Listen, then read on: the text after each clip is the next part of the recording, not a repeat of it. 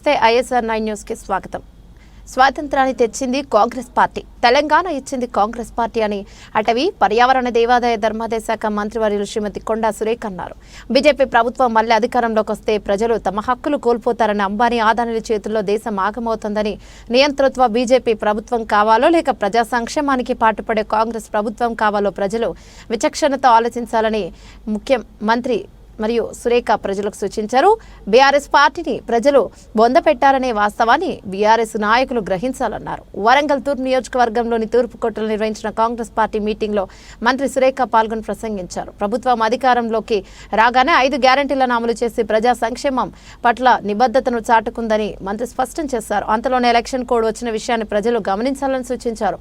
Election code ఎత్తివేయగానే Revanth Reddy నేతృత్వంలోని కాంగ్రెస్ ప్రభుత్వం ప్రజా సంక్షేమానికి పునరంకితం అవుతోందని మంత్రి సురేఖ స్పష్టం చేశారు. మనకి ఇంకో 4 రోజులు పోతే దొరుకుతుంది. ఇప్పటికీ కూడా వాళ్ళ అహంకారం తగ్గలేదు. కేటీఆర్ ఏం మాట్లాడతాడో తెలియదు, కేసీఆర్ ఏం మాట్లాడతాడో తెలియదు.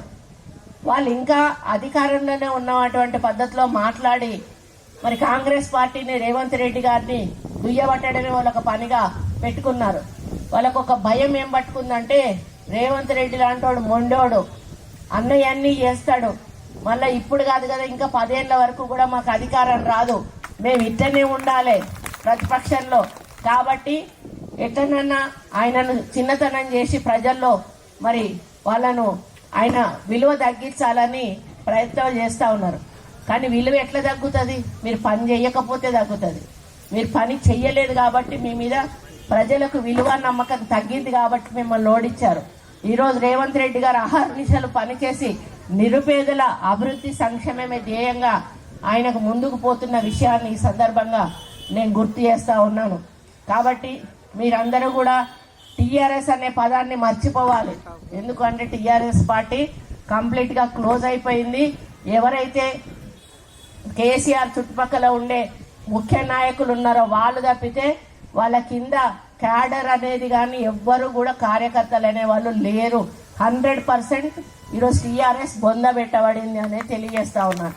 ఇక ఆ పార్టీ కోటేయకండి. ఇకపోతే బీజేపీ పార్టీ నడవాలి. నిరుపేదలకు రాజశేఖర రెడ్డి పెట్టిన కార్యక్రమం అని చెప్పి 10 లక్షల వరకు కూడా ఒక కుటుంబానికి ఆరోగ్యశ్రీ కింద ట్రీట్మెంట్ ఇచ్చే విధానాన్ని కూడా రూపొందించారు.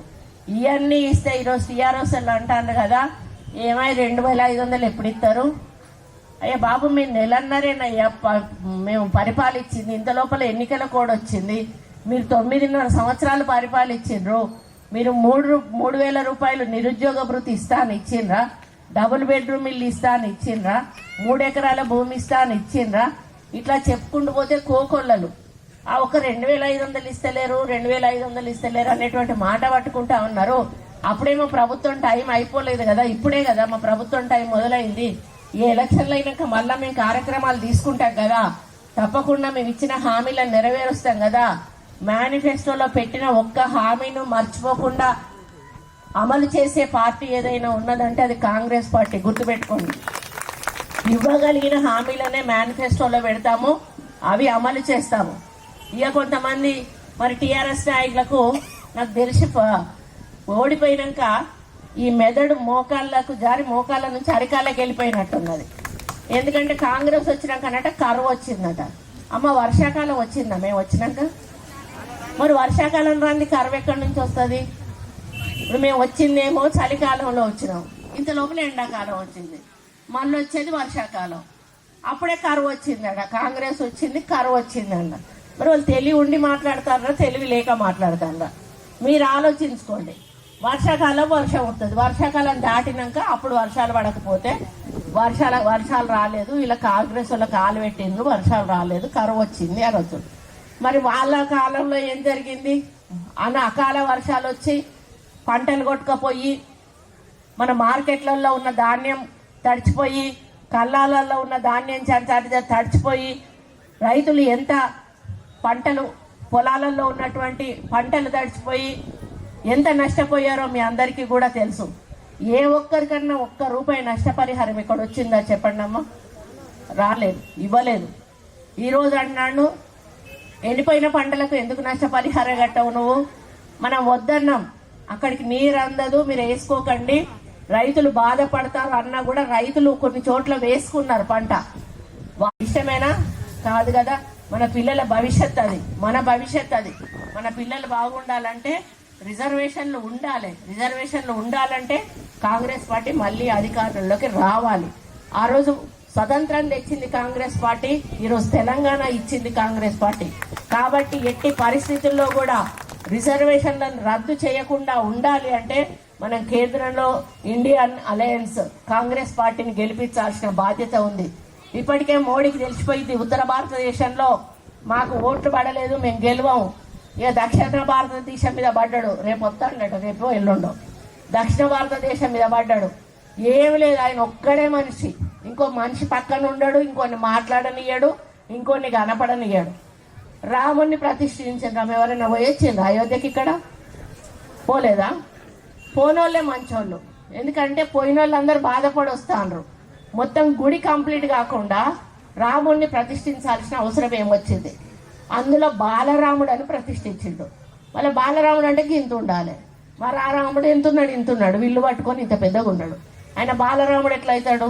పెద్ద రాముడు ఉన్నప్పుడు పెద్ద రాముడి పక్కన సీత ఉండాలి, సీత పక్కన లక్ష్మణుడు ఉండాలి, లక్ష్మణుడి పక్కన ఆంజనేయుడు ఉండాలి. మరి నువ్వు ఒక్కడివి బ్రహ్మచారి అని నువ్వు కూడా రాముని బ్రహ్మచార్యం చేసి నిలబెట్టి ఈరోజు నేను రాముణ్ణి కట్టినా అని రాజకీయాలకు వాడుకుంటే ఎక్కడికి పోతాన్నాం మనం? శ్రీరామనవమి మనకు తెలియదా?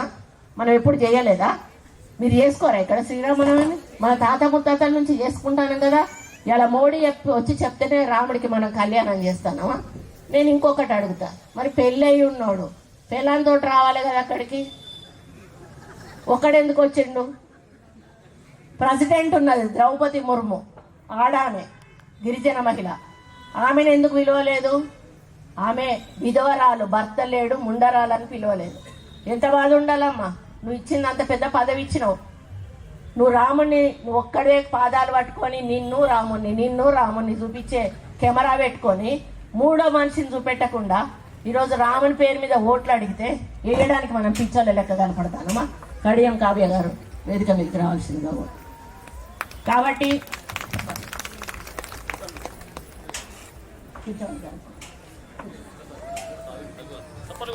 అందరూ కూడా జై కాంగ్రెస్. కాబట్టి మనం ఆలోచించాలి, అంటే సెంటిమెంట్ మీద రాముడిని నేను ప్రతిష్ఠించిన అయోధ్యలో ఇస్తే రాలే, మేము రాము ఆ రాముడిని ప్రతిష్ఠిస్తే అరిష్టము, గుడి పూర్తి కాకుండా రాముడిని ప్రతిష్ఠించొద్దు, మేము రాము అని ఖరాఖండిగా చెప్తే ఏ పూజలు ఏ అర్చనలు ఏవి లేకుండా ఒట్టిగా రాముడిని నిలబెట్టిండు. మనం ఈ దేవతను నిలబెట్టుకుంటే ఎంత పెద్ద పండుగ చేసుకుంటామమ్మా? 3 రోజుల పండుగను 4 రోజుల పండుగలు చేసుకుంటాం, 10 రోజుల పండుగ ఇది. అగో ఒక రాముడిని 1 రోజులు అట్లా నిలబెట్టిండు, పొద్దాక టీవీలో చూపెట్టిండు, అయిపోయింది. ఎవరన్నా రాముడి పేరు చెప్తే చెంప మీద చెల్లు అని ఒక దెబ్బ కొట్టండి, బీజేపీ